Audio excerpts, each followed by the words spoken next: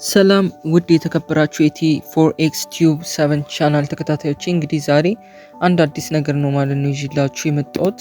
እንግዲህ እዚህ ጋር እንደምታዩት ፖፕ ፍራንሲስ አቀንቃኝ እንደነበሩ በብዛት የምናውቅ ይመስለኛል። ምክንያቱም ታዋቂ ሰዎች የጨለማው ማህበረሰብ ዋና ቁልፍ አካል ናቸው ማለት ነው። የማንጠብቃቸው ሰዎች ማለት ነው እንጂ ተራ ሰዎች አይደሉም። እዚህ ጋር እንደምታዩትም ትራምፕን እና የእንግሊዟን ንግስትን የሚያሳዩትን ሃንድ ሳይን እና እጃቸው ላይ ያደረጉትን ነገር በማየት ማወቅ ይቻላል ማለት ነው።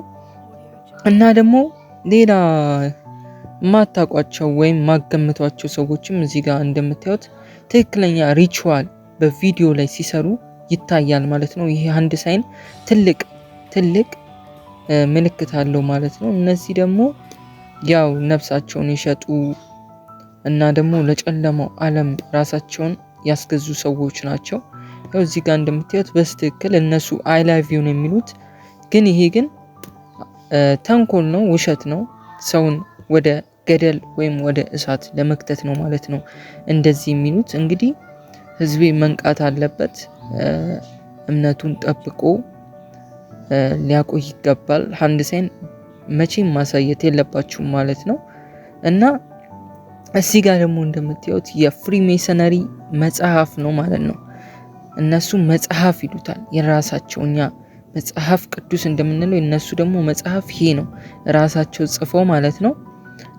ከዚህ ቪዲዮ በኋላ ስለ ፍሪሜሰነሪ አመጣጥ ሙሉ ቪዲዮ ሰራላችኋለሁ ማለት ነው። እና እንደምታዩት ነው ይህ መጽሐፋቸው የተሳሳተ አመለካከት የያዘ ራሳቸው በራሳቸው ከዲያብሎስ በወረሱት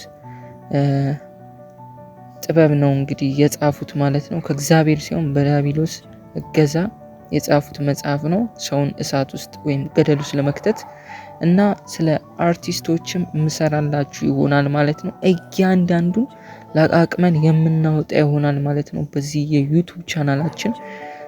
ብዙ አርቲስቶች እንደምታዩት ኦር ደግሞ ታዋቂ አርቲስቶች የሚባሉት በእነዚህ ማህበረሰብ እጅ ውስጥ ናቸው ማለት ነው። እዚህ ጋር እንደምታዩት እንግዲህ በእነዚህ ማህበረሰብ እጅ ውስጥ ነው፣ ለነዚህ ነው አሳልፈው ራሳቸውን የገዙት ማለት ነው።